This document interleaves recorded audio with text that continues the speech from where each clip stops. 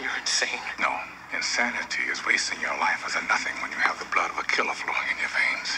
Insanity is being shit on, beat down, coasting through life in a miserable existence when you have a caged lion locked inside and the key to release it. Ooh, ladies, gentlemen, and motherfucking racist pieces in between. Yo, this is your motherfucking boy.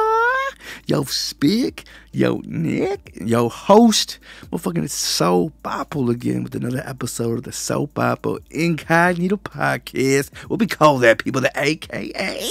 The S.P.i.C podcast back in your motherfucking ears. Hoping to come again with, again, a little updates, a little news, a little bit of this, a bit of that. Nothing in motherfucking particular. Hopefully one of these days, Arizona Verse will clear his very busy schedule and decide to fucking do another show. Whether it be in the essence of the I'm Black is Mexican podcast or whether it be some other entity, please believe that we're going to be back here with thee and all that good stuff. Just a quick little updates because the last time I was letting you know starting a new gig. Shit was cool, really just relaxed, just kicking back. Now I've gotten to full on upper echelon of errand boy, doing mail, pushing paper, stamping shit, you know, doing, I guess, what grown-ups in offices do. And as much as I used to do this shit all the damn time in other entities, I'm using that word a lot, forgive me, in other ventures, I don't know. It is what it is, right? It's fucking work.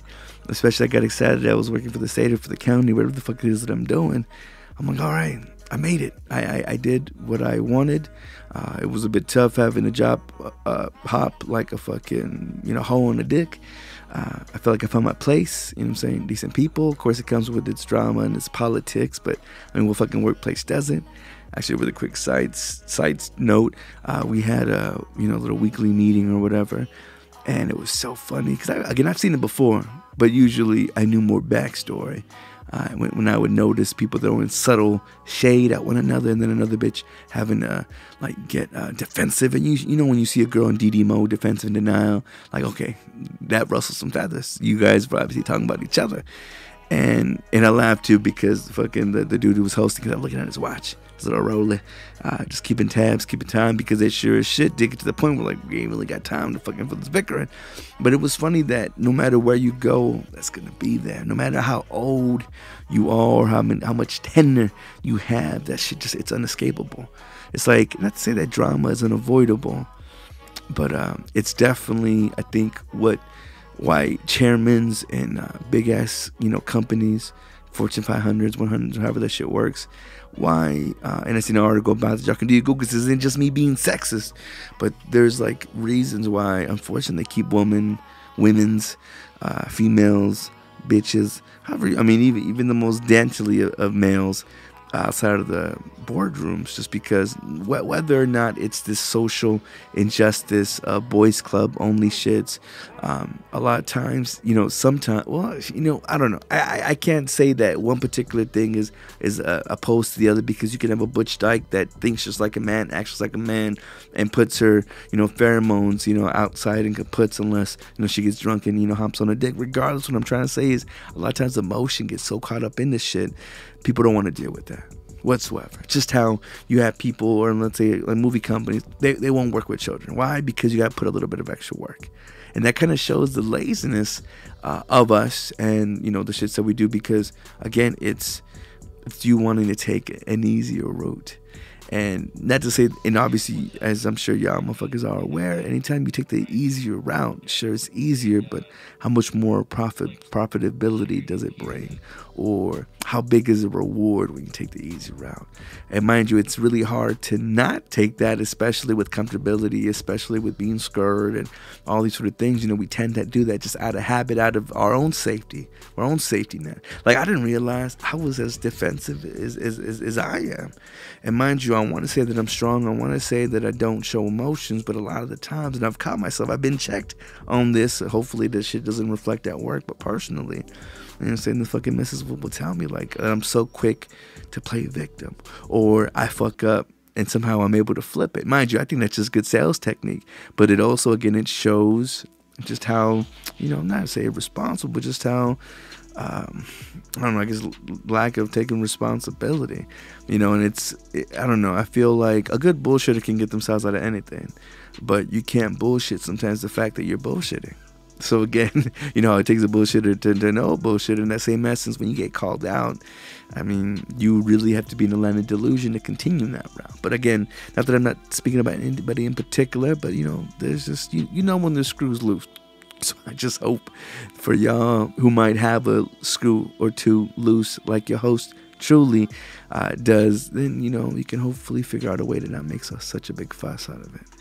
I don't know. This is one of the things that I noticed, and I'm just like, man, okay. So you want to learn from these moments. I try to learn from these moments, and I feel like anytime that I have to relive these sort of things, and I have that deja vu moment, I'm hoping, because they say that it's a sign that you are where you're supposed to be, at least going along the same routes and things of that nature. And obviously, the more repetitive something is, the more you master it, right? The more you do something, the more you practice something, just the easier, hopefully, it should be. So definitely when I've been meeting these characters that I'm gonna probably be seeing for the, you know, foreseeable future until I make my way up and out, I'm like, I trip out the fact that I've seen these prototypes before. I feel like we live the lives that we live, because I feel like we live many lives. And a lot of times it's lives in a certain situation, in a certain physical place, or, you know, where we are mentally, spiritually, what have you.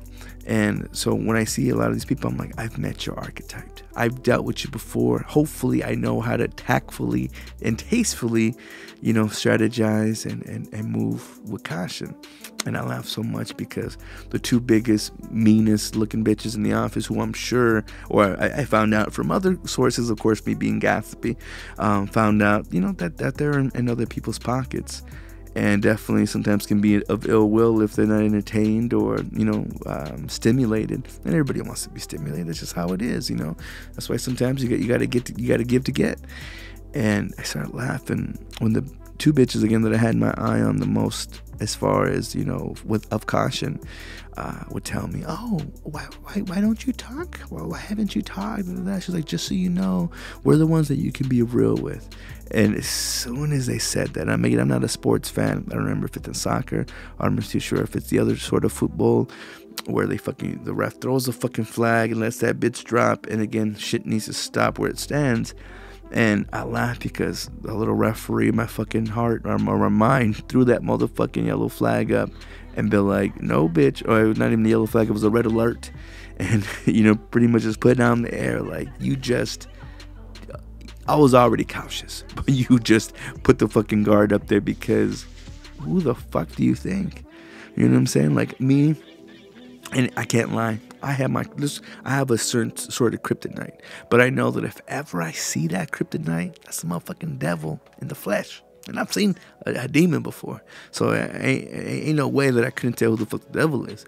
And I laugh because I'm not easily swayed, you know what I'm saying, by some titties or by some bitch's essence, because I've dealt with the devil before. It's because I've dealt with the devil before. Some fucking demon ain't got shit on what the Holy Spirit guards you with. And I don't want to sound all preachy, talk about angels being with me, and although I do feel them with me at all fucking times, whether I choose to ignore them or not, that's self's problem, you know what I'm saying? But when I saw that, or when I heard that, I was just like, shut up, bitch. And sometimes I feel like we got to do that. Not to tell them to shut the fuck up or to call them that derogatory word, but just to check in yourself. Never lose the connection that you have with yourself. Obviously, you are yourself, but it's easy to forget who we are, especially when we're trying to fit into something, especially when we're trying to adapt to something. Don't use that strategic measure, but also don't forget who you are. And I know balance is the biggest bitch, especially if, like me, you is a big bitch. Balancing is all the more troublesome. This episode was going to be called Gemini Season. Obviously, as you can see, it ain't. But I don't know, I might use that for next week. Who knows? But it's just so funny how with that, and your boy was on a verse, is a Gemini. God bless him. God love him. I can't wait to see him, or at least fucking talk to him. Like we briefly fucking text about the fucking Drake and Pusha T shit, which I guess I'll get into talking to in a little bit. I guess I can just mention now, because it mind fucked me, and I guess I'm just going with it. So fuck it, just do it. If you're doing, do. Yeah, one of the things at the time of this recording, it's been a full 20, not even 24 hours since, I guess it's been 24 hours since the new Yay album came out. And as much of a surprise of how soon that album took, or was mentioned and then released, because we had heard, I guess there was grumblings already pretty early on about him recording out in Wyoming, and people were curious as to what kind of vibes he was going to get out there. In which case, in true artistic hipster fuck, pretentious shit, on the way to his album listening parties where he snapped the picture on his iPhone and via Kim on Twitter. So again, that's all well and good, and where inspiration comes from, and apparently from what I'm hearing, and again I haven't actually heard it yet because fucking I don't know, it's as much as I want to hear that album, and I'm pretty sure I'm going to bump after this. I've been on R&B mode, especially with that, kind of primarily what I listen to while I'm doing my work. I didn't think I would do it justice, listen to it, at work, and not giving, at least what I always love to give, Kanye the benefit of the doubt when listening to lyrics. However, I do know, and I guess I'll mention a little bit if I could pull this shit up as I'm talking to you, some key points and some takeaways that they were talking about in I guess in his offerings. Now, the reason why I hadn't yet listened to it, besides again it just coming out yesterday, even though I'm pretty sure motherfuckers already dissected the fuck out of this record, is the fact that what got my attention most was exactly the build up to this, which again was Pusha T's Daytona, which again had the biggest controversy in all his meters in a verse. We're talking about how he spent like 80 grand. I didn't know that was what the fuck's her name, Whitney Houston's right picture when she had fucking OD'd and went maxed the fuck out on whatever the hell her shit of choice was. And obviously it's a gruesome picture, and I can't believe it cost him that fucking much. And I don't know if it was an actual release or if this shit was an EP, because again, I haven't even got to fucking Daytona yet. But the one thing that I certainly did fucking listen to in this process was the little back and forths between Drake and Pusha T. Pusha T, formerly from the Clips, the brother of Malice, aka No Malice, as he goes by his Christian essence of some sort. And I had heard, and I guess it started from Daytona, according to what people are saying. So it started from Pusha T's thing, and then I think Drake came out with, I forget what the name of that shit goes. And as he normally does when he beefs something, he doesn't try to go out too crazy. He again tries to show himself at his most comfortable, because again, why break or why fix what ain't broke?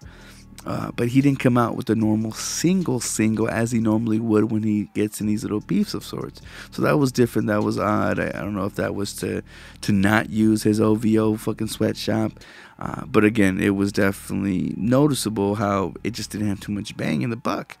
So I'm not too sure how long this went into Pusha T's then response, because who knows what he recorded first, if it was a back and forth, if he just kind of put a bunch in the can and then just whipped them out. But he used Jay-Z's, I can't believe I'm forgetting the name of the song, but it was his first single off the 444, and obviously, had that sample and just the whole lineage of motherfuckers, I'm not black, I'm OJ kind of feel. And in the picture, he had Drake in blackface. And as we all know, Drake is, part African American, part Jew. Houday, I don't know how you would reference that, but he's a mixture, what I'm saying? Obviously, banging on the fact that, if you have a strong black card, you get the people, so you got Black Twitter on your side, ain't nothing you can't do. And obviously the pop factor and all that of sorts. So, again, it's a business, it's an industry, so you gotta, rock what you can and use what you got. That's why my baby Kelly Uchis is a fucking sex symbol, and I'm pretty sure she'll get to where she is. If you haven't already heard of her, fucking do your Googles, or matter of fact, look at the video and know what I want. My baby gets hypnotized with that fucking video, and who could blame him? That one in Loner, there's a little dance number that I don't know if it's an homage to Milkshake by Khalees, or a B-side of a Robert Rodriguez Quentin Tarantino movie, Death Proof, I forget, but either which way, the whole Pusha T went really fucking hard on this beat, and he named it after the supposed bastard son of Drake. Now, a few months ago, or maybe been a few years ago, it's weird how fast time flies, but I remember there being pictures of him and this broad who apparently was in France, and apparently she was a former like porn star or whatever, artsy fartsy film that happens to have penetration. I don't know if that's the case or not, but apparently she had that background. So again, it was just maybe just okay, well, he met this bitch at a gala, who knows how that shit gets set up. And of course, he hit it, and of course, they did what the French do, and then had it been unprotected, I don't know all the fucking details, but apparently he fucking has a kid with said bitch. And he called him out for being, you can't really call him a deadbeat dad because he's making money, although, there's definitely a parable of, him having to suck on baby's dick in order to even get a penny out of it, because as big timers or whatever that shit's called, definitely have a cobra clutch when it comes to the royalties, the monies I'd be making off of whatever the fuck, I forget the name of the record label, and because of that, obviously there's a lot of dirt. There's so much dirt, that you can have on them, and again, this just being a big one, because mind you, would this, break any sort of facade of how beautiful of the man he is? I mean, I don't know. He made God's plan. He supposedly gave out over $1 million, which of course was tax deductible, so it wasn't too much of a loss. And then not to take away that from him, but at the same time, the kid's a burden. As much as I love my baby, and that's primarily all you'll see on my Snapchat and Instagram, Papo, SOULPAPO. I mean, that's my pride. That's my joy. That motherfucker's my redemption. You know what I'm saying? He has a whole lot I'm talking to Drake about now.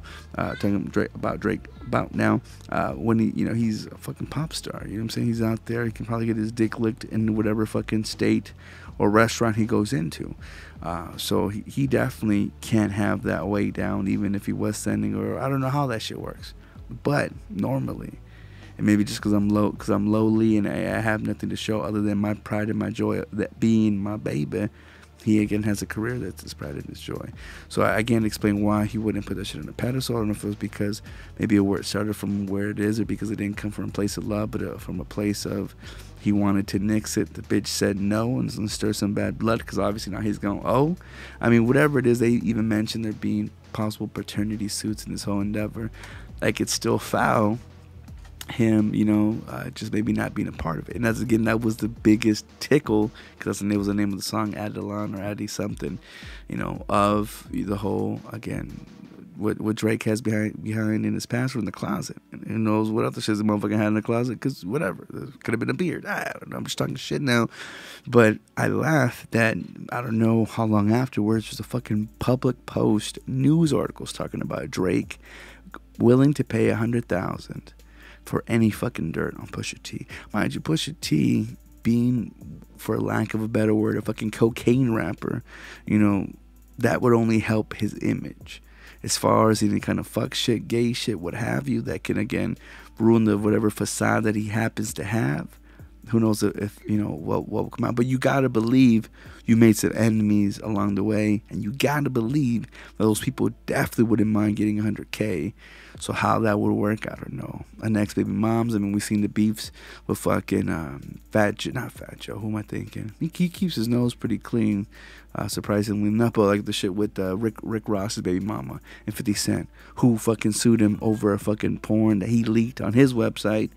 And yet, I think they had retaken a picture. I'm not too sure if that's to remind him, this bitch is such a hoe. After all her shit, she's still on my dick. So whatever that shit entitled.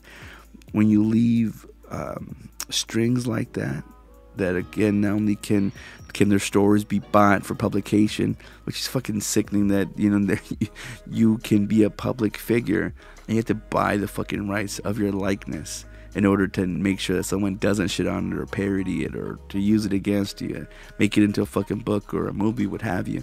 It's so funny that so much of life in the entertainment world is such a social thing that others can buy it off you. It was one of the conspiracy theories about like Michael Jackson going out. He owned the fucking Beatles catalog, a catalog that's very fucking expensive, a catalog that when he fucking died was soon sold, published, and fucking finally released on Apple Music. and my Apple being an original brand from them before the computer. So it's just all this funny fucking loopholes and fucking jargon of shit that they kind of tie into one another. And it's kind of funny, not so funny, that it's gone to the point, again, him being ousted, that he's looking for dirt. And it wouldn't put it past it, again, someone's gonna want to come up and say some shit that, again, how can you prove or disprove something being true just because someone might be from your own neighborhood, or something might have an old picture or whatever it is.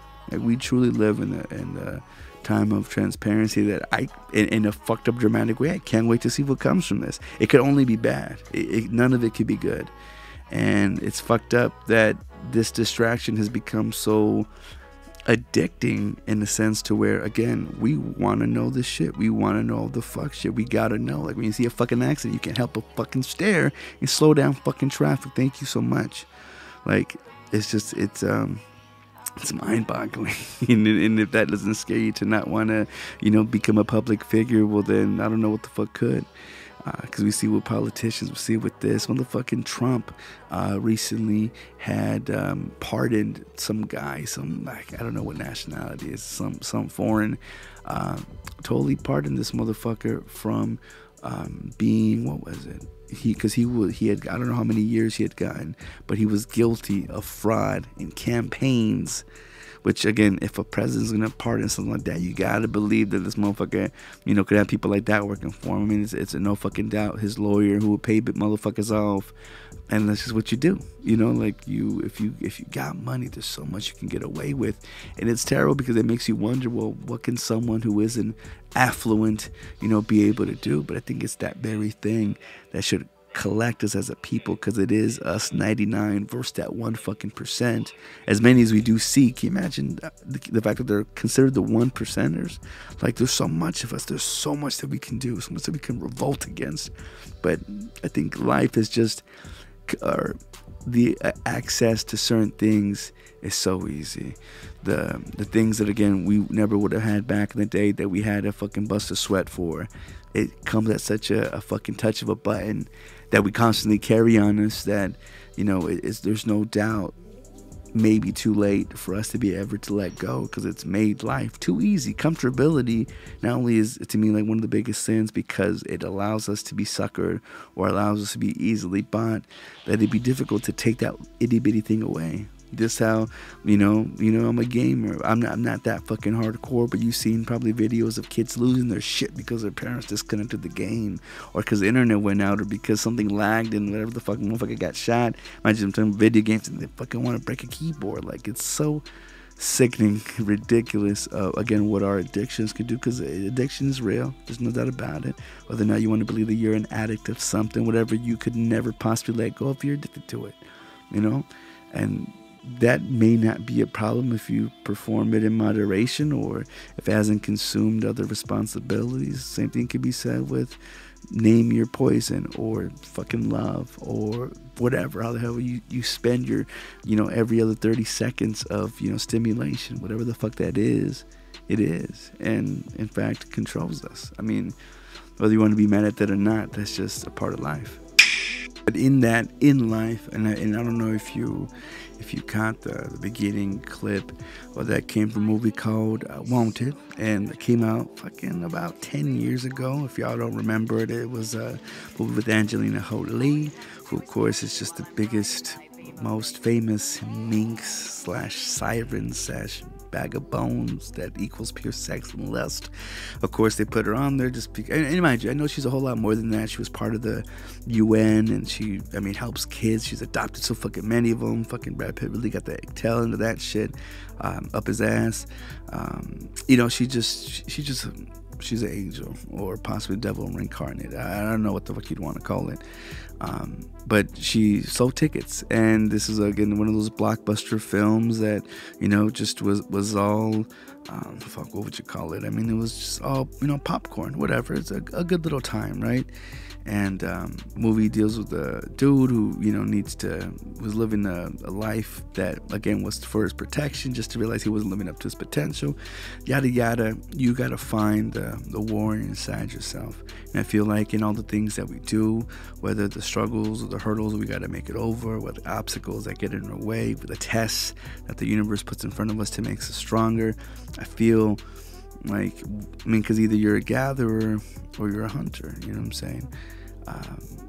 And in that same respect, that you're a warrior in your own regard, whether to deal with the shit that society kind of unfortunately puts in place, or again, whatever sorts of shits that we kind of got to get over, whether that be in ourselves or what have you. And, it got me into looking into other warriors, and pretty much just the shits behind them and what they would do. And I love my motherfucking lists. I kind of wanted to go over some other warriors and what kind of made them fearsome, what made them tick, and we got to go. I'm going to go through some real quickly. Hope you can fuck with it. The Celtic warriors of the past believed that the entire soul of a person resided inside of their head. So when it came to destroying their enemies, it wasn't uncommon for a Celt to take the head of a person that they defeated.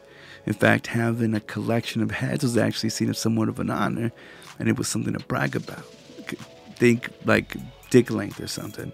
And these guys, they were motherfucking brutes. They loved to fight, and they were excellent warriors in that regard. They were smart too, supposedly pioneering their own wooden roads before the Romans did. The Romans were some bad motherfuckers because they took the name of Jesus and made it into theirs. So again, I'm just saying. Another one were the Norman warriors, and these were ancient warriors of Viking heritage. So it's no surprise that they were just as brutal. They came to the art of war. The real bread and butter was actually their ability to fight on horseback, as opposed to a white man now riding on a wetback for labor.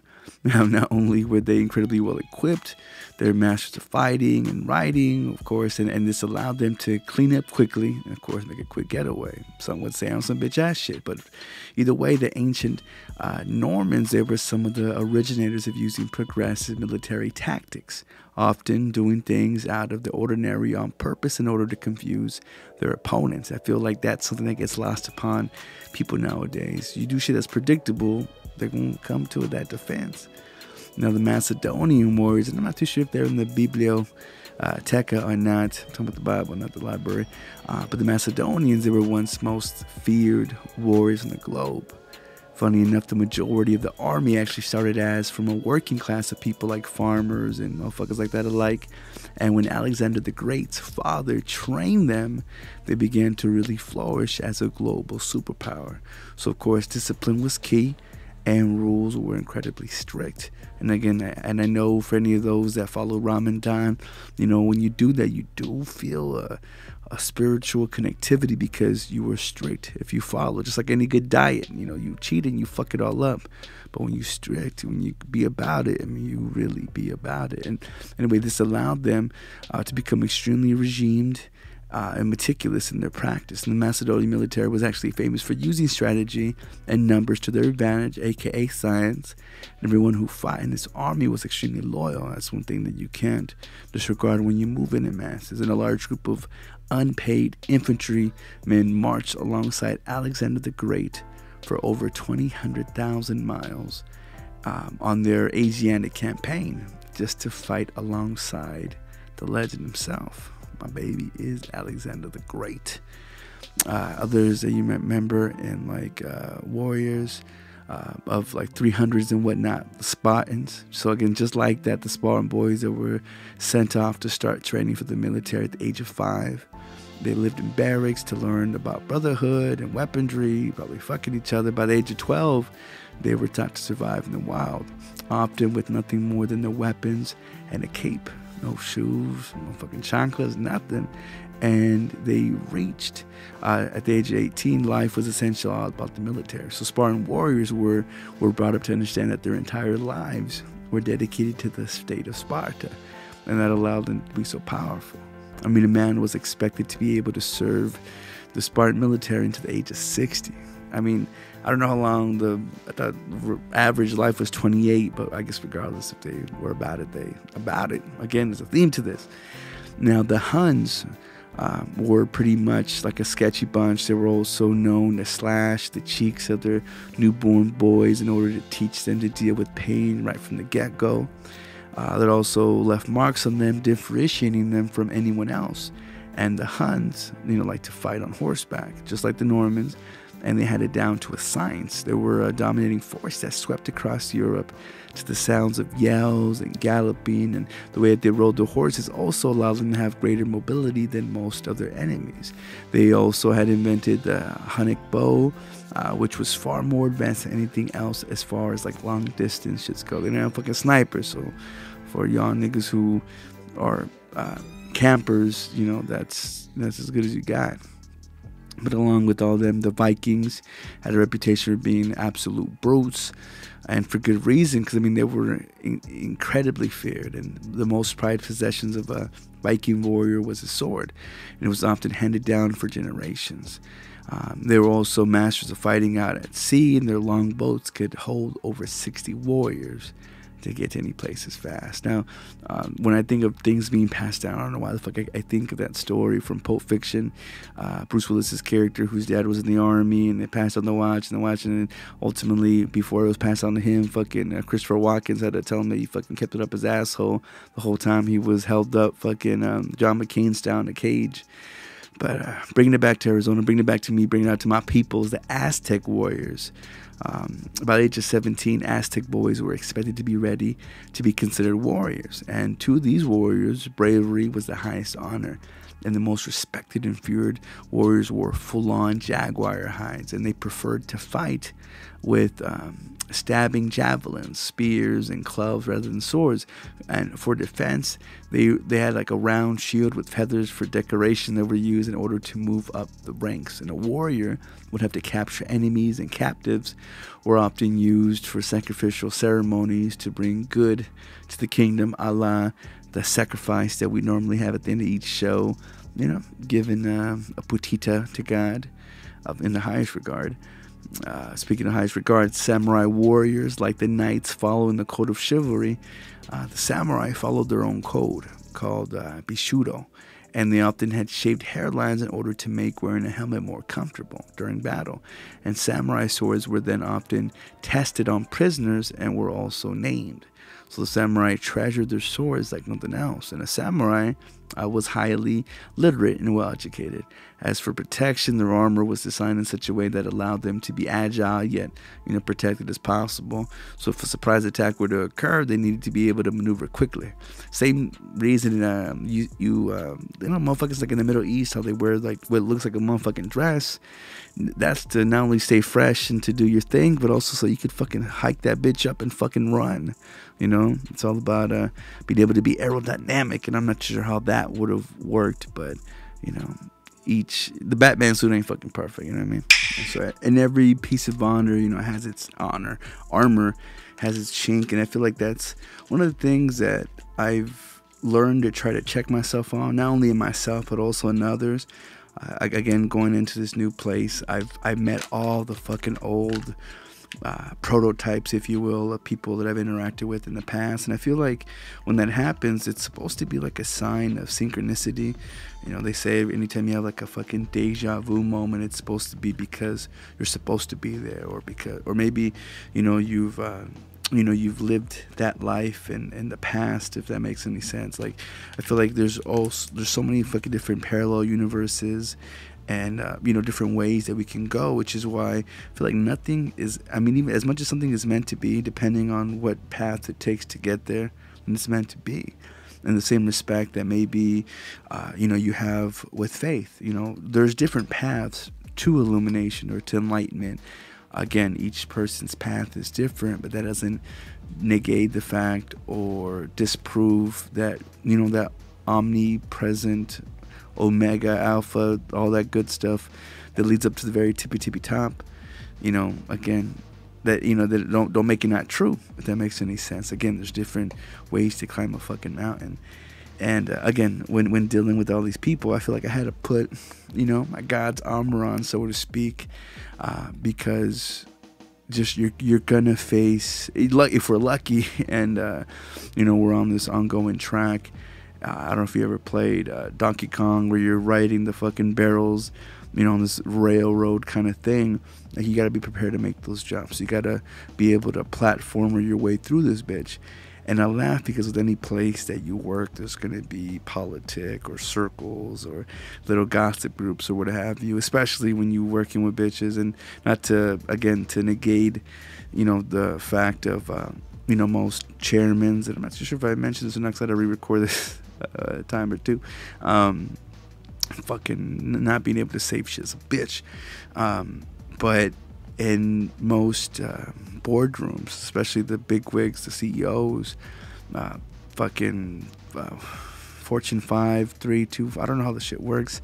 You know, they're talking shit. And mind you, obviously, we're mad sexist in things that we do, whether it be our accepted lesbians rather than gays, or whether, you know, it be wanting to give women middle management position rather than, you know, someone, the real fucking slave owners.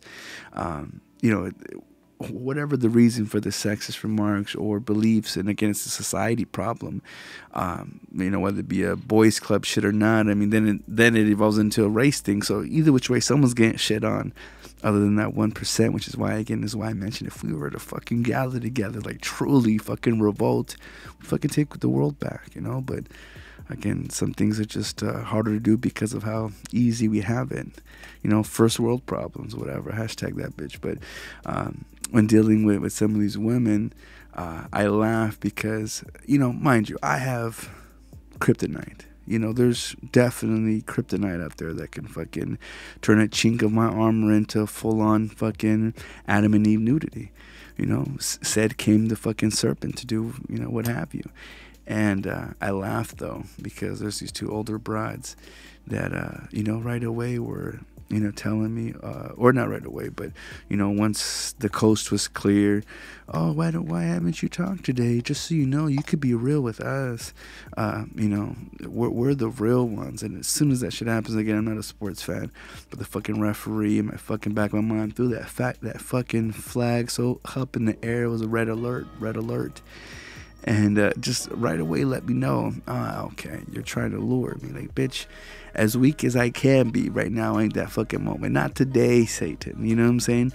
And I've dealt with the fucking devil. I've seen that bitch in the flesh. She is a temptress, to say the least. You know what I'm saying? A siren in the desert, in the sea, whatever the fuck the old stories go. Like, I've dealt with that shit. I've come far from that.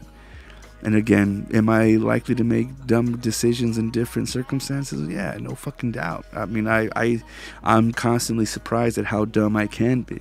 But in this very essence, I'm like, no, I've been here too many times to fall for that shit. And I would hope that all of us out there, if you listen to your fan, you my people, that you never lose that strength either. And to not give in. Because it's so easy. You know, man, working in the offices, besides women, there's so many bitches, and I mean that towards male figures. And I'm just like, man, how can you be such a hoe? How can you be so fucking easy to fucking pry? You know, like, I don't know, there's so much bitch assness. Like, it's not just a figure of speech to a woman. That's when it becomes derogatory, because I've seen more bitches that are dudes having to hear about it. You know what I'm saying? Fucking inner office relationships from all around. But again, you have to be a warrior. You got to be vicious sometimes, and you got to always be on your toes. To be comfortable at work, I don't know, I don't think you should ever be comfortable at work. That's why I laugh on casual Fridays, or I guess as casual as you can be, wearing a fucking pair of jeans and a non-offensive t-shirt, whatever the fuck that is.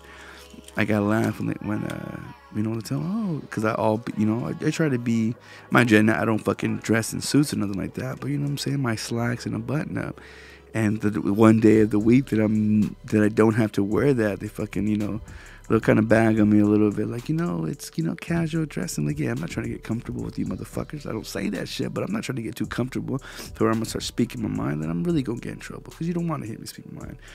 And then for those that do want to hear me, I hope you pay me, and I hope I get you laughing the whole fucking time. You know what I'm saying? Y'all see me on stage soon, but in the time while I'm trying to collect myself and a decent fucking check to get myself out of debt real quick before I take a fucking leap of faith, Always be on your guard. Always, I don't know, like never stopping. As stupid as that sounds, you fucking always be prepared. And as much as I hate to have to hear that fucking Jane Aiko song, always stay ready, or Now, one of the things that it's been the hardest to try to keep consistent with, I'm not too sure if I told you that me and my sister-in-laws, we were getting into like a weight loss kind of bet. We gave each other a year because we were going to head out to Chicago.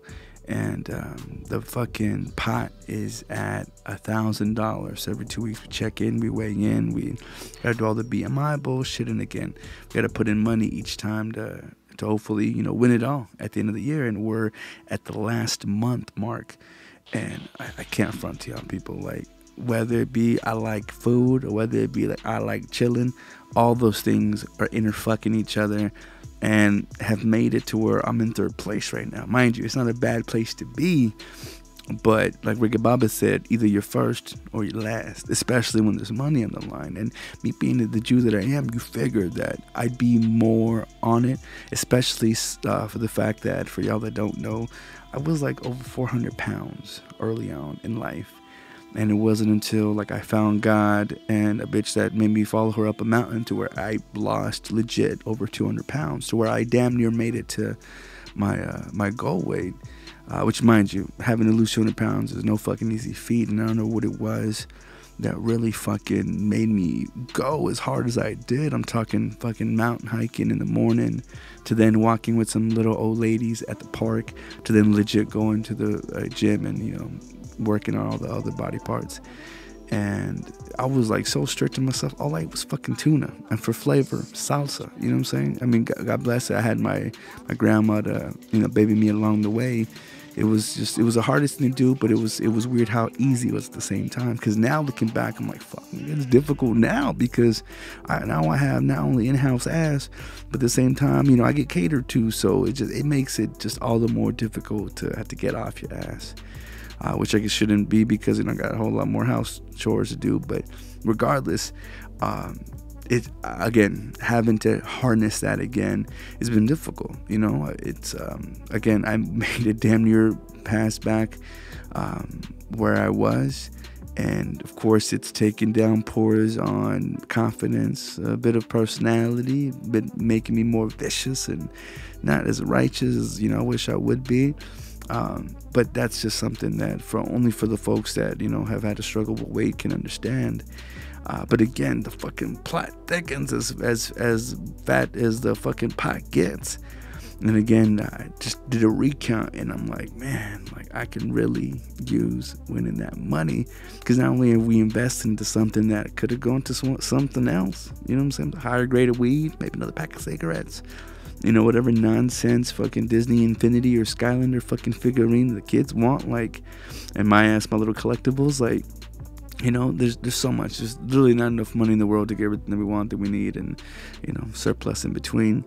But I start laughing, because truly, I mean, what it takes to lose weight, and I know this from being a big motherfucker that actually did it, is about dedication, discipline, all the bullshit that fucking Money Mayweather talks. Like, it really does take all of that. And if you're not fully strict, focused, then, you're chasing wind. In the sense, and I worked collections, so that was like the biggest fucking thing, good luck with chasing wind out there, because you get lucky, you don't. So it takes not allowing luck to be a factor, but, your own fucking motivation. And it made me laugh, because I saw like so many different fucking, just ways to try to get it. There's no way that you can't really cheat your way into the system unless you have money to buy a ticket to cheat in. Like, you can't really take any corners, or can't really cut any corners. And outlandish fucking fitness trends have always come and gone. It's always been a thing. I mean, 50 years ago, people strapped fucking themselves to vibrating belts, assuming that the device would just jiggle the pounds away. And today, people spend $50 per month to stand in front of a fucking sweaty weight room mirror and take photos of themselves. It's all nonsense, which is why I swore off working out entirely, because I refuse to, indulge in foolish corporate gimmicks. But mind you, being part of a gym is not a fucking gimmick. Although some people might get there to fucking sniff out ass or to show off the fucking abs they already got in some fucking whatever show. I mean, you're gonna look stupid. People will look stupid doing some of this shit. So again, I found a list because you know how I feel about my lists. And again, you can be the judge of whether it's work for you or whether, again, you know it to be bullshit. Like fucking toning shoes. Weirdly shaped shoes that tone your fucking butt with every step sound like something that you'd only believe in the 40s or 50s. I mean, surely we know better now with our modern sensibilities and whatnot, but you'd be fucking wrong. Skechers shape-ups, which I don't know if you remember the Kardashian, Kim fucking doing that shit, they were outed by scientists as complete bullshit. Shortly after that, they even there was a promo with Kim Kardashian that just could not save the trend, because we all know that she bought that ass. So come on now, but people are dumb and they fall for it, and it makes a little bit of money that they invested into it. Again, it's motherfuckers with dumb money. And man, I read this book of Ari Gold that just opened up my fucking eyes to just finding the right gimp. Speaking of which, the sauna suits. Now, these are actually, you know, what they sound like, and technically they succeeded because they do make you sweat more, but at what cost? Because maybe they'd be worth it if you were like a wrestler or a fighter has to make weight in less than 24 hours, but I think a couple layers of sweat followed by a stop of good old-fashioned sauna room would be simpler and a cheaper route. Mind you, I've tried that shit. They rip, you end up buying more. So I don't exactly know. Again, and it's fucking water weight, mind you. Unless you're just trying to fucking shed it for the fucking 24 hours, what do you really get from it? Unless it's just to make it workout tougher. So maybe there's some conditioning in that matter, but I still call bullshit. There's something called relaxing workout vest, and by strapping electronic vest to your bodies, people in the 50s would actually lose weight while vegging out and watching TV. And they could even lose weight in their sleep, supposedly. Or so they thought, because not only did the devices flat out not work, but pumping electricity into your muscles via nods and proved harmful, and the relaxation workout vests were actually banned by the U.S. government. So I'm not too sure if that made its way to the wrong people, or if we started realizing that we're going to trick motherfuckers with the pyramid scheme of food that they wanted to fuck us over in some other way. I don't know. But there's another one called shadow shrinking, and in the early 1900s, people would bend and stretch with the goal of making their shadows as small as possible, as if that fucking mattered to the physical body. I digress. There's another thing called balance bracelets. And I remember my mom fucking getting into this shit. People fucking swear to these. And it wasn't too long ago that everyone was. And they were always eager to prove that the device's effectiveness with the balance test. And I remember several friends fucking asking me to put their arm, or to pull their arm before turning and exclaiming, "You see, I hardly even lost my balance." And as a tradition with these kinds of workout fads, the balance bracelet was proven to have zero effect whatsoever. And the industry died after companies were forced to pay $57 million in settlements to satisfied and still unbalanced customers. Ain't that a motherfucker?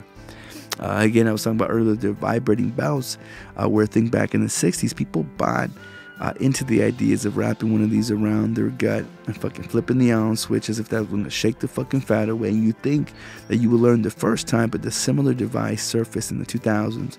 It was a stomach belt that fired off electronical impulses as if you can shock the spare tire into oblivion like a fucking pesky mosquito. What the fuck? Another thing that actually seemed really fucking interesting was something called the Crusader CrossFit. And it was a go-to workout method for medieval knights that would wall climb. So they would don their armor, position themselves between two narrow walls, and hoist their bodies upwards. And I'm sure it worked, but the imagery fucking just cracked me up, and it made me think, like, I guess that was proven, but still, no, come on now. I guess the same age-old thing, like when you put weights on yourself and go running, like it's just giving you more to work with or more to work against. And that, an opposite effect, working out naked. The ancient Greeks worked out exclusively in the buff. In fact, the Greeks' origin for the word gym gymnos literally translated to naked, and they invented the first dumbbell too, which you can see was something that we kind of still use. I don't know if you remember like the image of motherfuckers flashing the disc. I'm not too sure if that was amongst the same shit, but that also made me wonder, like, because there's a lot of gay sex going on there for their warriors and having to protect them like they protect their lovers. So I don't know, that just, you're invited in a lot of nastiness for your bruh to come and spot you. But another thing was hula hooping. Again, this Dick's Swinging 101. The Greeks invented hula hooping, and it wasn't called that back then, but they kicked off the trend thousands of years ago with hoops made of dried grapevine, and the company Whammo revived the workout method in the 50s with plastic hoops and started an international gymnastical, whatever the fuck you pronounce this shit, kind of frenzy. And of course, who doesn't love seeing women that are squishy and jiggly fucking rock a goddamn hula hoop? Another thing were broom extensions. In 1932, a book called Molding a Mighty Grip by George F. Jowett purposed the best way to get a jacked forearm and a powerful handshake was to place a brick on the end of a broom and then slowly extend the broom outwards. It kind of makes me think of like the shake weights, because I'm still convinced that these are made as a professional troll drop, because the shake weights was a cultural phenomenon less than a decade ago, making for like fucking countless gag gifs and even classic South Park episode. However, one thing that they didn't make was toned arms, which is the whole point. And exercise scientists unanimously agreed that while the sexy shaking motion could potentially work, for giving hand jobs, it doesn't necessarily make you're gonna fucking lose weight. And I remember there being a funny skit that I forgot who had done it first, but then fucking bitch ass Amy Schumer had done a thing to where, like, if you can like work out in your sleep, because you figure if you're doing the fucking motion, your body's still kind of getting what it's supposed to get, but your muscles aren't really doing the work. So it's like, so even though I feel like you would get the soreness, but you wouldn't actually get shit from it. I mean, I don't know, at this point or venture, like, you will wish for any fucking miracle.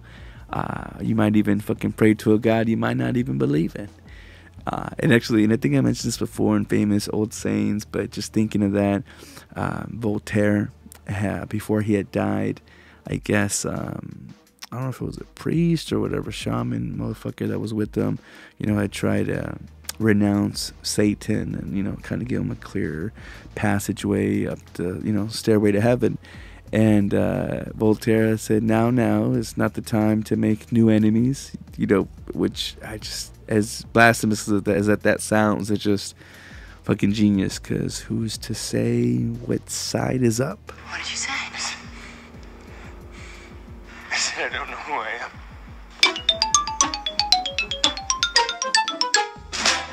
Alright, so now I want to bring back a segment that we haven't really done in a minute. We call that the What the Fuck? What the fuck is he? What in the hell? That's fucked up. Ain't it though? So I've seen a lot of miracles happen from modern day medicine.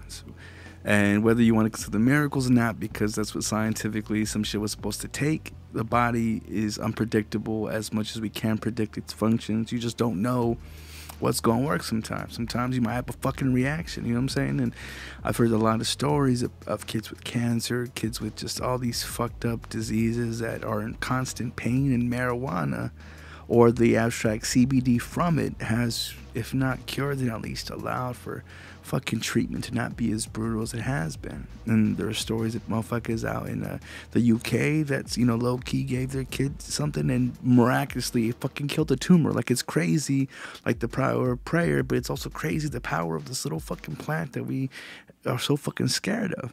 Whether it be because years of social standings with it, the taboo, whatever the fuck you want to call it. Others just straight up with fucking Pfizer want you to believe because they make so much money for themselves and for others that there's no going back or sidestepping anywhere else. Motherfucker, a Georgia couple who says they gave their son marijuana to treat his seizures are fighting to regain custody for his ass. And the state took custody of Matthew and Susanna's Brills 15-year-old son, David, in April when he was tested positive for marijuana. Now, they were charged with reckless conduct and, again, are facing jail time. Now, the Brills say that their 15-year-old son, David, went from having up to 10 seizures a day to being seizure-free for 71 days after he began smoking marijuana. Now, I'm not too sure, because they're not really stating how long he had gone without seizures before, but it was a fucking miracle for the kid.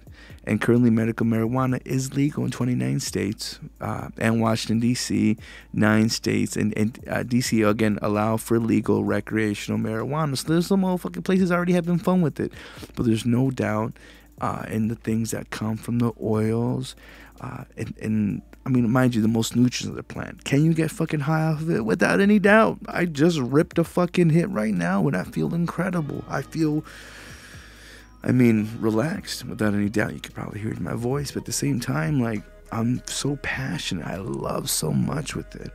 And whether you would call it an excuse for or a mood stabilizer, it does what it does. And again, it affects everyone differently. Some people, they can have it.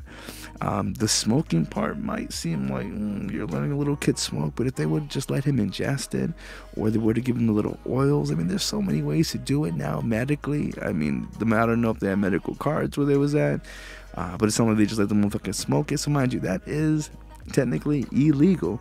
But again, I don't know what functions or channels they'd have to go through in order to get it. But at the same fucking time, I'm thinking to myself, well, why doesn't the kid try to apply for it? Why doesn't the parents try to apply? I don't know how easy it is in Georgia, all right? I know y'all can do all sorts of gay shit up in the club, but I don't know how it is to try to do this, especially since it's so easy to, buy up the streets. Like, for example, this trip to Chicago, I'm being told not to take my vapes, and I'm not a vape smoker, but my little, concentrate, for the, scared of getting in trouble, getting detained or straight up just losing it, which would be a fucking throwing away an investment. I'm thinking, well, I need my medicine, and luckily, family's able and understanding enough to, accept that. Like, oh, well, we'll just, get some from in the hood. Like, it's that easy. We'll just go to the hood and we'll get you some. Or I have an auntie that has a medical card. We'll, try to cash in a favor for some vapor, Raider. Yeah. And, it's just, I don't know, it's, again, whether or not use it, recreationally to have some fun, to chill back, to instead of in substitution of having to toss back a few, or literally you're gonna fucking spaz out in fucking ways that are unhealthy to yourself, maybe those around you. Like, it doesn't fucking hurt for that. Again, they could have gone through other channels, but you got to realize we are in a world where everything has its proper channels. Whether you're an illegal citizen here saying todo por la ley, because, you're afraid of, fucking being sent back. Like, it's just, there's just so many different avenues in it. And it kind of almost makes me fucking want to have a heart to, like, try to, save my people. But again, you could preach for so long until you're just an annoying fuck talking through a goddamn megaphone talking about Jesus died for your sins. You don't need to push shit in front of people, you know what I'm saying? But then again, how else do you get the message across if you feel like no one's listening?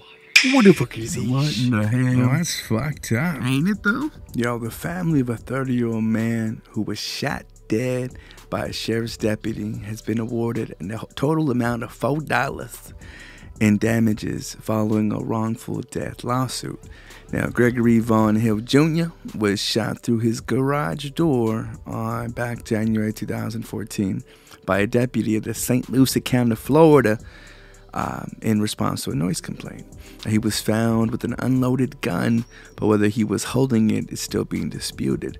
Now, a jury ruled with no excessive force was used, and that Mr. Hill was responsible for his own death because he was drunk. Now, supposedly gunshots had rang out after the police were called to Mr. Hill's home when a parent collecting her child from a nearby primary school had reportedly complained, about some loud ass music coming from that garage. Now, according to the New York Times, officers had arrived and knocked on the garage door where Mr. Hill, a warehouse employee, raised the door open, only just to shut it again after seeing that it was the police outside.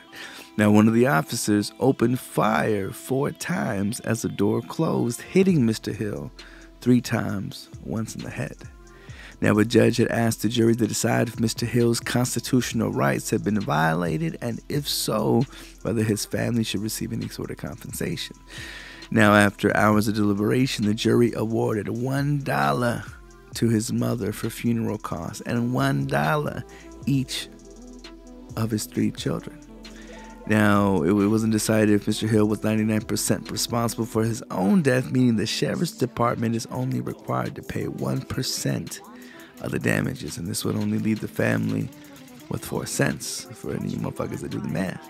Now, the judge could reduce the damages further to 0 because Mr. Hill apparently was intoxicated. But how fucked is it, though, to bring it down to $1 per person that might have been affected in the death of this young man, dude? Like, it's so fucked. It's such a fucking spit in the face. Like, you know, not to say that it's kind of become a cash cow of sorts, but you gotta believe with all the fucking wrongful deaths, it's mostly a bitch, not because we're losing lives and because, you know, we're discriminating, but because of how much money we're counting, or how much money we're costing the fucking counties and states. It's a matter of fucking money. And I'm not too sure what their daily nigga debt was or quota was that month, but they got the short end of the stick and they had to stick with just that $1. Who the fuck in that jury was dead ass serious when they said it should be $1 and everyone else cold-bloodedly said yes? Now, I don't know if the jury was all white. I can't tell if it was a bunch of fucking hating ass, shady motherfuckers that didn't like his ass because they knew him. I don't know, because they should be disregarded and taken away from that shit. But out of all that, motherfuckers get $5 million usually. You're at least, that's been the going rate from what I noticed. All these wrongful racial ass fucking deaths, which, mind you, not that I would want to ever fucking die, but if I could do a slip and fall in the store, getting $5 million, it would take care of things for a minute. I'm just saying. What the fuck is he? What in the hell? That's fucked up, ain't it though? Yo, a fucking Maryland millionaire was charged in the fucked up death of a man that he hired to dig up tunnels under his home because he feared a nuclear strike by motherfucking North Korea. Now, Daniel Beckwith, 27, was charged in court on second-degree murder and involuntary manslaughter, the death of someone named S.P.i.C. I don't know, guess the race. The 21-year-old died from smoke inhalation and thermal injuries suffered from, again, a blaze at Beckwith's Bethesda home. Bethesda home, I guess how you say it. And where he was found in the basement in an elaborate tunnel system. Now, they're saying that Beckwith had blindfolded Khafra, Khafra, I don't know if we can spell it, every day before he ventured into the subterranean hideout because he did not want him to know where he was working. Suspicious. And Beckwith contends that the young laborer's death was accidental, but prosecutors argued that he was unable to escape the fire because he was unfamiliar with the tunnel's layout as a result of fucking being blindfolded. How the fuck did he work, though?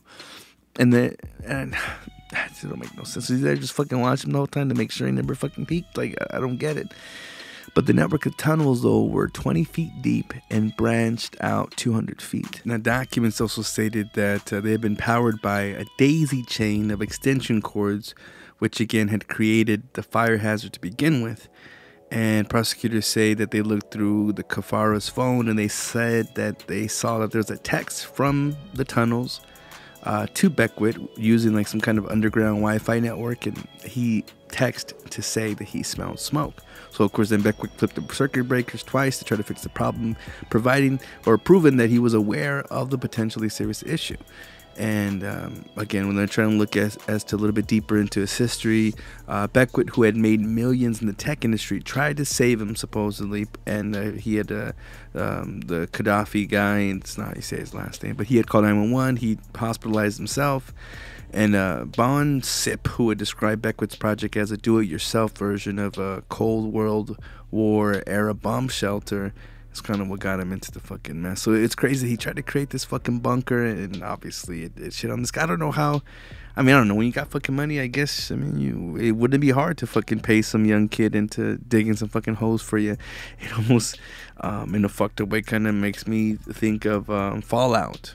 if you've ever played the video game. Why the fuck? Let's talk about some video games. Fuck all this fuck shit that just gets more depressing than anything else. This, ladies and gentlemen, has been the conclusion of What the fuck? What the fuck is he? What in the hell? That's fucked up. Ain't it though? So back to some happier notes, lighter notes, or more current and event type shits. E3 is just around the corner, and for y'all that don't know, it's just pretty much like the time where everyone makes announcements for future software releases, and gets motherfuckers pumped up. It's pretty big in the nerd tech world. And also, it's close to Father's Day, so now that I'm on Papa, hopefully I get to squeeze a couple of these things out there. Even though I have far too many games that I definitely don't have enough time to even play with. Whatever. This is more for the collection of those that want to be recent, or not recent, should I say, in the fucking now. There's rumors about the next Call of Duty, which is Black Ops 4, which should be dope. But one thing that pisses me off completely is that they're not going to have any sort of single player mode. Which, mind you, I have the online services, but I'm not trying to fucking play with motherfuckers all the time. I want to just play a fucking story. And now they're just completely removing that because just the norm now is just to fucking play online. They're even gonna do, and the only reason I even like Call of Duty is because of the Black Ops series, and the only reason I like the Black Ops series is because they have the zombies mode. So no doubt this motherfucker's gonna have that along with PUBG / Fortnite type of battle royale sort of shit. So that's something to look out for. They might announce Battlefield 5 for you against shooters, Rage 2 also amongst that mix. Again, I'm not really big into that shit besides some other low-key titles, but again, and I've been talking about this past couple weeks, Fortnite has legit become just my favorite go-to game to be able to play online. And again, it's making fucking buku dollars. And now that Nintendo is going to be charging for their online services, I don't know if they got to pay others to have servers run for them, or if they just take the service or give the service for free so they can milk others and these DLC sorts of shits, or like I'm trying to say camouflage, I'm trying to say clothing, just little cosmetic fucking shits. But they're saying again, Fortnite coming to Switch. Now that they're gonna have their internet services start charging, they're gonna get that buck going. And again, they're gonna make so much money off fucking people who put their credit card on or who buy the fucking cards like I would, trying to be slick. So that's gonna be fun, but it'd be cool just to have them part of the family. And I would love to be able to fucking have, one kid use, because I know there's share play if you have it on PC. So maybe I should look into doing that. But I want to be able to play with my boys. You know what I'm saying? He supposedly is good, so the only way to get good is to practice. So I'd love to be able to do squads where I have one person on the PS4, another person on the Xbox, another person me on the Switch or whatever. Like, I don't know, that'd be fun. But I know the Sony, playing with everyone else thing might not go through. Whatever. Wherever you see that, that'll be exciting. And it makes fucking sense. If your fucking cell phone couldn't have it, why the fuck doesn't a Nintendo Switch have it? I'm just saying. I mean, they're getting ports for everywhere else, and I could go on bitching about that. But in other good news, and I definitely bought the first one here when it was on sale. Although I didn't mind buying it multiple times because I have it on multiple fucking systems. But Overcooked 2, which if you ever want to play like a fun co-op game with either friends or your lover, it gets kind of competitive. Again, it's called Overcooked. They have it on pretty much every system. Except for phone, I'm not too sure, but it's so fucking fun. You're there trying to chop up ingredients, making whatever sort of thing, so you can get it out. Like you run a little diner, and it gets just so hardcore. Like you're gonna have fun. You're gonna fucking cuss someone out. It's gonna get you really upset, but still, it's super fucking fun to play. For y'all that like the Assassin's Creed series, which Xbox recently is given the Chronicles version, the Russia version. So if you have Xbox Live, you can get that shit for free until the 15th. I didn't like it at all. Literally, 5 seconds, I deleted that bitch so quickly because my hard drive space is precious. And I definitely don't feel like using an external drive to connect to that bitch, even though I probably should, but fucking laziness. Anyways, Assassin's Creed is rumored and then confirmed to have a version called Assassin's Creed Odyssey, which is going to go into the Greek era of things. And if God of War, the new one for the PS4, it proves anything, is that it was. I mean, come on now. Either whether you like Norse, actually no. Wait, that was Greek last time. Now it's Norse mythology. Either which way, it's gonna be dope. If you thought being able to cruise around in Egypt, checking out some of the things, even though they definitely, no, you know, I gotta talk some shit with my boy Trav Lord. I remember him showing a meme of how inaccurate some of the depictions were. I mean, it's just a fucking video game, but they definitely try to whitewash it, like by no means. But you gotta understand, this is by a fucking bunch of Europeans. If you want to, actually, you can't even say they're Europeans because they're French fuckers in Canada, I think, unless they're actually in France. I'm not too sure exactly where that Ubisoft is done, but definitely somewhere in the West world. Speaking of like cyberpunk sort of shit, Borderlands, they're rumored to have some coming out. People pretty much predicted Gears of War 5 kind of coming its way. If I could find it on sale, because I got the first one, I rebought it again only because it came with Rare Replay, which is just a dope collection of old Rare games. Even though they don't fucking hold up, I wanted to be able to replay and say that I did at least. Just Cause 4, which the Just Cause series, they're fucking ridiculous in their action antics. It's kind of like the summer blockbuster version of games. Again, you might have your attention for just a little bit for all the fuckery and outlandishness, but again, it's fun, it's shooting, it's causing damage. Xbox gonna have they're saying that Horizon 5 is gonna be coming out, which kind of upsets me because I just recently got my Xbox and I got it just to play Horizon 3. I'm sorry, right? So it's weird because then there's a sports version, there's the arcade version. I wanted the arcade version because I had a version of Hot Wheels and whatever, that shit was dope. Speaking of the Bethesda millionaire, they're gonna definitely probably be leaking the next Fallout, which again is the whole reason I brought up the video game subject, because again, in that story, I mean, you're building a fucking bunker. I've only played Fallout 3 and I didn't fucking like it, but people go hard for that game and they geek the fuck out. It's definitely a cult classic in whatever fucking regard. It just wasn't for me. But I guess the cool thing about it is the fact that, again, you live in this post-apocalyptic world, I guess, and you were in a fucking shelter. There's a lot of backstory. Again, I didn't fuck with it, but if you're a fan of that shit, that's what kind of popped into my mind. Just since I'm looking at some of the video game leaks, one of the things that was kind of we figured it because I think the copyright was redone. One of my favorite actually stealth games, because I was never into Tenchu and whatever fuck else was out before. I was really into Splinter Cell. Again, that being a Tom Clancy joint, I think that to me had one of the better stories, and also was probably when like video games were really trying to get realistic. And mind you, I'm talking about OG Xbox. I remember having the very first Splinter Cell and how the I don't know if it was Unreal Engine, because I'm not too sure if that can be on the older systems, or if that was just a last gen thing that had just come out. But it was really pushing the fucking poly fucking guns on that bitch. So again, they're gonna come out. That's a Ubisoft thing. And what else? What else was going on? Because they confirmed the Fallout shit, which again, I'm not the biggest fan of, but it is what it was. It is what it is. They're saying that there might be a new Star Fox racing game called Grand Prix, which I think is both maybe a fuck you to Star Fox fans that, you know, because they tried, the last game came on the Wii U, came at the end of its fucking life, and people were mad that you had to use motion controls.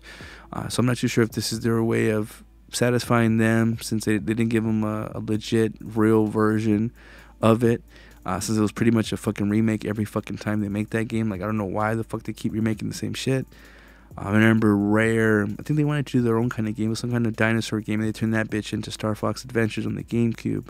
And then I'm wondering, like, too, if they're trying to satisfy fuckers who really want an F-Zero game, which, again, this isn't F-Zero because you're going to be flying, I'm guessing, instead of, on wheels or fucking hovering or some bullshit. But they should get the people, I think they're Scottish or Swedish, who made the game Fast, and which was on the Wii, Fast RMX on the Switch. Pretty much just fucking F-Zero, just in a different fucking skin. But besides that, the biggest fucking thing that I guess has been geeking me out, even though, because it was funny, when video games were popping, I didn't start to envy any sort of game system until the Nintendo 64 came out, because this is about 96, 99. I remember I was living in this whitey, tidy neighborhood, and my neighbor had a 64. He had all the classics, your Star Foxes, I think he has Smash Brothers, maybe he didn't, but that was definitely something of that era that just made it so poppin'. And they were all so obsessed. And I'm not too sure how hard it was for me to get games back in the day, or at least in that early time they were making a transition. It was just before Pretty much going from the nice west side to living a goddamn trailer in the south. That around the time frame, you know, shit started popping off that maybe money wasn't the best. So I don't think I was able to just snap my fingers, or I don't know what the time frame was or what I would consume myself with by Christmas time, that I would either not make a point to get it or whatever. But I mean, when you're a kid, you can't really control those shits. Anyways, the Nintendo 64, again, always being something I had coveted, and Nintendo currently making a trend of, you know, reprinting, recreating its classic system, and then including, you know, a couple of games in it, a la NES Classic, then the Super Nintendo Entertainment System Classic. Now they're saying that the N64 Classic is going to come out, which is going to be interesting because that control is somewhat retarded, innovative because they created the joystick, but also mad awkward if you ever played Mario Party games on that bitch. But again, it's going to be like a mini version of the system where you have hopefully an authentic controller. And again, you could play up to 4-player shits. And I think what makes video games the best is not games like Fortnite where you get I mean, it's definitely most innovative that you can play with someone fucking a million miles away, but you can have some kind of, you know, DSL or broadband system. But the fact where you can be on the couch with your friends, laughing it up, getting so mad because they fucked you at the last second, and things of that nature. I think that's truly, like, I think where games are fucking the shit. Again, and mind you, who doesn't like more adulty games that you would get, you know, on an Xbox or PlayStation? Nintendo legitly has my heart, not only from it, you know, I guess nostalgic times of being younger and safer, but the games that they make, again, they're non-threatening. And even though you might be shooting paint at someone, or, you know, or tripping someone with a fucking banana peel, like, there's something about the innocence of it that, again, it's very fucking playful, but also can be competitive, like your Mario Karts, or again, or you know, or just letting out some aggression on Super Smash Bros, or, you know, whatever sort of mindless task collection driven thing that, you know, are in some of the Mario games. Like, regardless, there's just something so beautiful about it that if you want to have that little bit of release, and maybe you might want to play with one of the little ones, like, that's such a dope way to go. And I can't vouch enough for the Nintendo Switch and how awesome it is, being able to put it on the TV so that we all can play. Granted, you have, you know,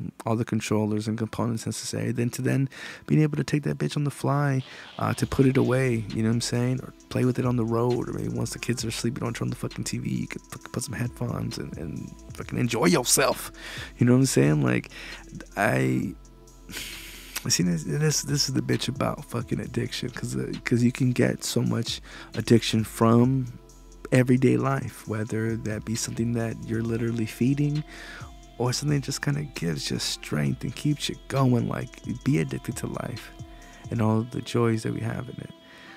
Definitely don't let it stop you or distract you from taking over the world and getting to where you need to be.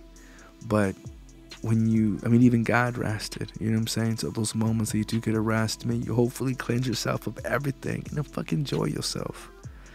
Just don't get lost in the lust of it all. Yo, so with that being said, I'm definitely going to bid you motherfuckers adieu. I really, really greatly appreciate if you've been listening. If you've been just, I don't know, being a part of it all. I mean, there's no doubt that I fucking love y'all.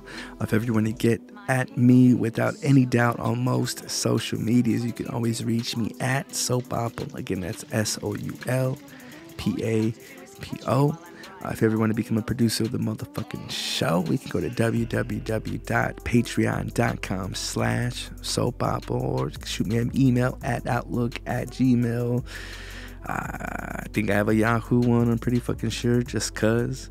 Yeah, God bless y'all. Stay up and never stop. Never stopping. Or just don't give up. That's what I'm trying to say. This is me taking control. From Sloan. From the fraternity. From Janice. From billing reports. From ergonomic keyboards. From cheating girlfriends and sack of shit best friends. This is me taking back control of my life. What the fuck have you done lately? iCame.